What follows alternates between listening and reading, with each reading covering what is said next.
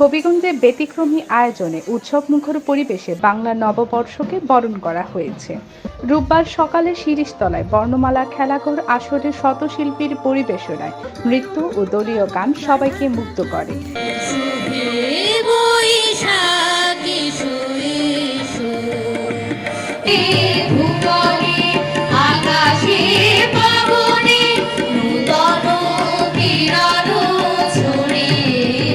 এতে অতিথি ছিলেন জেলা প্রশাসক জিলিফা সুলতানা, পুলিশ সুপার আক্তার হোসেন, সম্মিলিত সাংস্কৃতিক জোটের সভাপতি শহীদউদ্দিন চৌধুরী, সাবেক অধ্যক্ষ জাহানারা খাতুন, খেলাঘরের প্রেসিডিয়াম সদস্য বাদল কুমার রায়, কবি তাহমিনা বেগম ঘিনি প্রমুখ।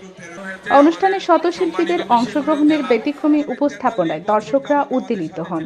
এটা আসলে সবাই তাদের প্রাণের একটা ঐতিহ্য মনে করে এবং এই প্রাণের যে আনন্দ, যে উচ্ছ্বাস, যে ভালোবাসা, এই ভালোবাসাতেই কিন্তু সবাই তাদের নির্দেশ পারফর্ম করে থাকে, যেটা আমাদেরকে আনন্দ দেয়। আমরা ফিল করি, বাঙালি হিসেবে আমরা গর্ববোধ করি। লাগাতে অনেক ঘুরে আসছি, প্রথমে একটা দিন বাচ্চা না দেখলাম, অনেক এনজয় করছে, ভালো লাগে। এই প্রোগ্রামে এসে আমাদের খুবই ভালো লাগছে, সবাই খুবই একটা উৎসবমুখর পরিবেশে আছে, আমরাও খুব আনন্দিত উদযাপন করছি। প্রত্যেক বছরই আমরা অপেক্ষা করি এই দিনটার জন্য। আমরা একসাথে নৃত্য করেছি, আমাদের অনেক ভালো লেগেছে। পয়লা বৈশাখ হচ্ছে বাঙালি জাতির ঐতিহ্য, এটা তো সবাই ভালো করে সেলিব্রেশন করে, আমিও করতেছি, ভালো ফিলিংস করি। আমি চাই আমার মেয়েও শিখুক, এই যে বাংলা নববর্ষ, বাংলা সংস্কৃতিটাকে সেও ধারণ করুক তার মনে। এর জন্যই নিজেও সাজা, ওকেও নিয়ে বের হওয়া, যাতে সে দেখুক, জানুক বাংলা সংস্কৃতি।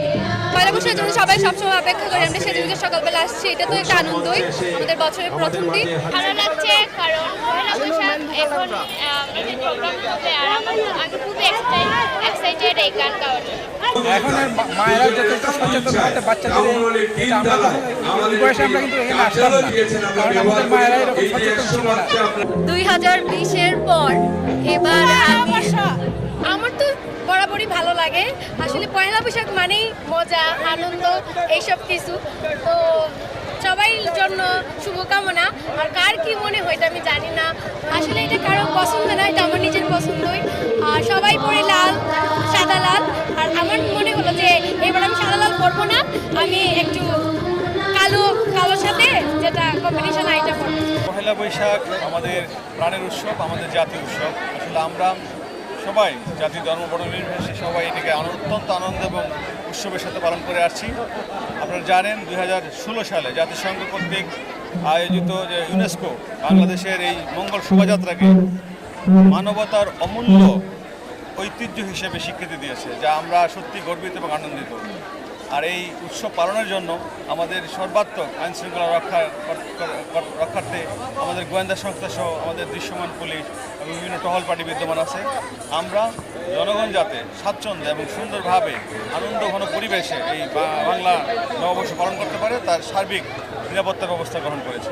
দুপুরে জেলা প্রশাসনের আয়োজনে নিমতলায় আলোচনা সভা ও সাংস্কৃতিক অনুষ্ঠানে জনপ্রিয় শিল্পীরা গান ও নাচ পরিবেশন করেন।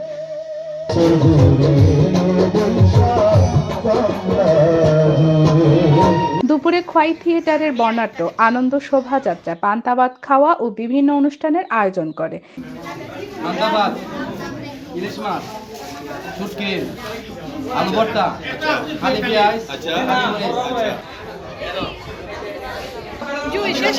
সংগঠন খোয়াই থিয়েটারের